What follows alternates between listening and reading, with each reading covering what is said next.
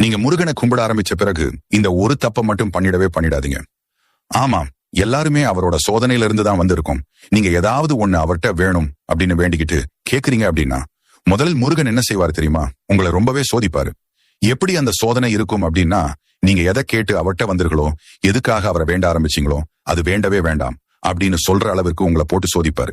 அந்த சோதனையை எப்படியாவது தாக்கு பிடிச்சு நின்னுடுங்க. வேண்டாம் அப்படின்னு மட்டும் சொல்லி அதை கைவிட்டுறாதீங்க.